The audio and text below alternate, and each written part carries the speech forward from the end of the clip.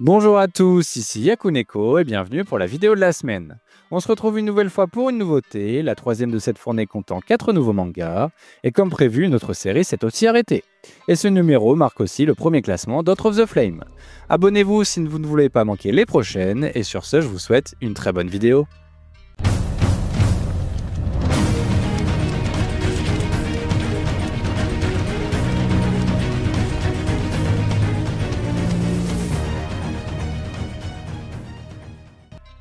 On commence la vidéo avec Harakuzemon qui, comme d'habitude, devra attendre son 8e chapitre pour intégrer le classement.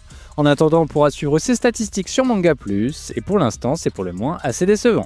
Avec seulement 24 000 lectures de son chapitre 2, il se classe 14e parmi les titres du Jump. On rentre dans le vif du sujet avec Ekiden Bros qui fait ses débuts dans le magazine et qui nous offre par la même occasion une sympathique couverture. Et voici le rapide synopsis. Kazama Nobunaga a grandi dans un dortoir rempli de coureurs de fond qui s'entraînent pour le marathon de l'Ekiden. Il rêve de devenir lui aussi un coureur de fond, mais il a du mal à faire le premier pas. Mais lorsqu'il est entraîné dans une course à l'école, il attire l'attention du club de course. Comme vous l'avez compris, on se retrouve une nouvelle fois avec un manga de sport. Avec Harakuzemon et Ping Pong la semaine prochaine, c'est vraiment la fournée des mangas de sport. Personnellement, je ne suis pas encore totalement emballé par celui-ci. Au niveau des dessins, c'est assez particulier, mais je trouve ça plutôt bien exécuté. En tout cas, dites-moi en commentaire ce que vous en avez pensé. La nouveauté de la semaine dernière, Kaedegami nous propose également une page couleur cette semaine, mettant une nouvelle fois fortement en avant les attributs de sa protagoniste. Itchy the Witch performe de mieux en mieux dans le classement et nous offre ici une page couleur.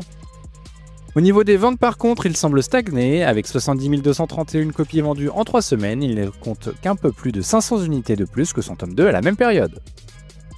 Et pour finir la partie hors classement, on retrouve The Live Samurai qui met en avant la sortie de son tome le 4 juillet. On commence le classement et de nouveau sans surprise, c'est Star of Beethoven qui prend fin cette semaine. Comme Humbers qui s'est quant à lui arrêté la semaine dernière, il ne sera jamais parvenu à convaincre les lecteurs japonais, se classant systématiquement dans le trio de fin.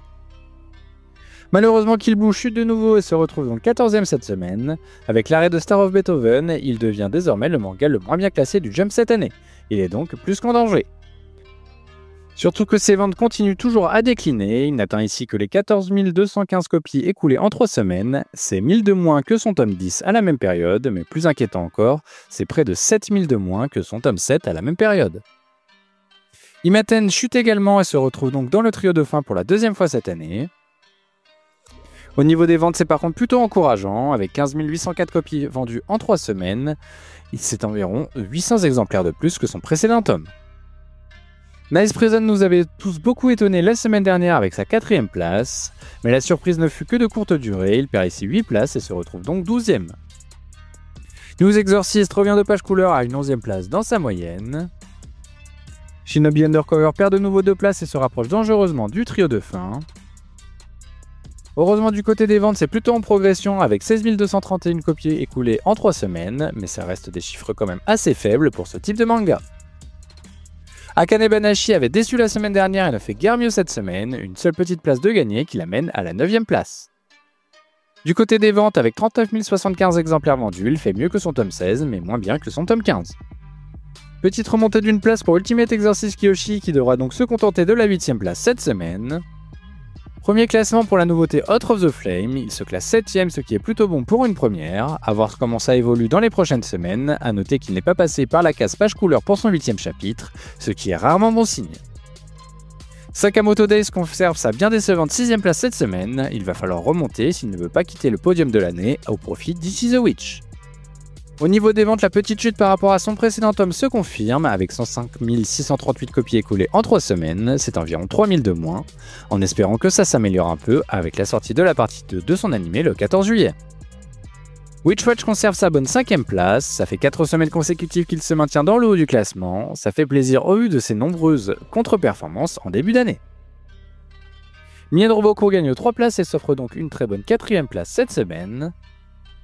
Retour de page couleur pour Blue Box qui obtient un nouveau podium, il devra par contre se contenter de la dernière marche. Pour la 17ème fois cette année, One Piece occupe la 2ème place cette semaine. Et enfin, on termine avec Kagorabashi qui parvient à conserver sa première place.